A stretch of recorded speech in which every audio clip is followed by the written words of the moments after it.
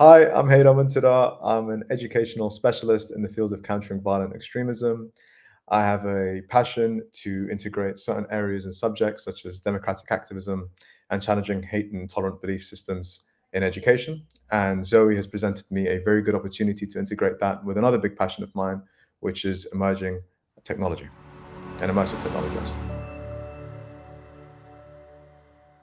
Virtual reality isn't something that's widespread and implemented in my field of work. I think it's still very cutting edge. Um, and I feel as though it will require educators and students alike to put the headsets on, experience the programs like I have done to really see its benefit and its full impact. So I had a lot of different ideas buzzing around my head, and the Zoe team were very helpful in trying to help me formulate them. Ultimately, I settled on a program that is a bit of a passion project for me. Being an Arab myself, I'm very keen on highlighting and showcasing our rich cultural history, ancestral folklores, and architecture. And I wanted to frame that in a wider narrative of civic identity and civic education, especially in light of a program that I participated in with the Salzburg Global Seminar. So what I wanted to do was essentially just as an introduction to the history and culture of the Middle East and Arabia, make it fun and engaging. It was tailored more towards the primary school aged students, so looking at around 10, 11, 12 years old, maybe younger, maybe 9, 8, and so on and so forth. Um, and I wanted to integrate elements of raising awareness of different kind of cultural artifacts, but gamifying it in some way as well. So having interactions with different objects and figures within the program would then lead to actions and interactions with other kind of figures and so on and so forth.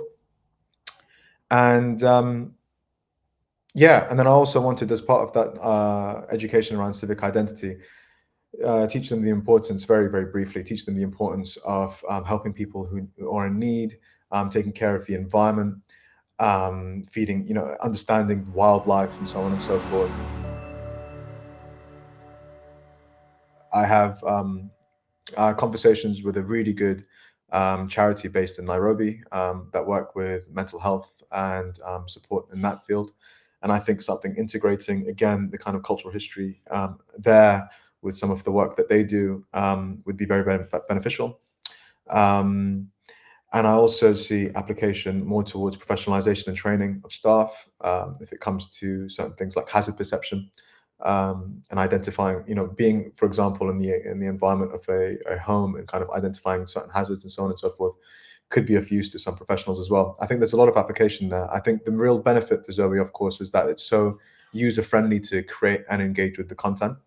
And so I think it just opens up a whole world of different ideas that can be explored. I think the educator is always and should be always the one who best knows their audience and is then able to tailor it in the best way that they can. And so, if you were to create something bespoke and from scratch and tag it in the way that you would want to do it, you're obviously always going to create a more efficient and effective product that way, and an effective lesson plan that way, because you've got the users and the students in mind from the very beginning. The first step is always to try virtual reality experiences. Of course, try Zoe Immersive and really see the full benefit of that. The onboarding for Zoe Immersive is really good. It really does a good job of demonstrating what the potential is from narrative to interactions with certain assets in order to kind of further someone's learning. And then I would say reflect on how sticky those learning outcomes have been compared to if they were taught in a traditional sense of someone standing up in a classroom and providing that education. And my argument would be, and this is something I've seen firsthand, is that the engagement through virtual reality is much more effective for retaining those learning outcomes.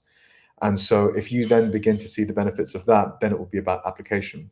And then that's when you come to a platform like Zoe Immersive, whereby the interactions and assets and building of all of this is simplified to such an extent where it doesn't take that great deal of time to get used to how to do all this.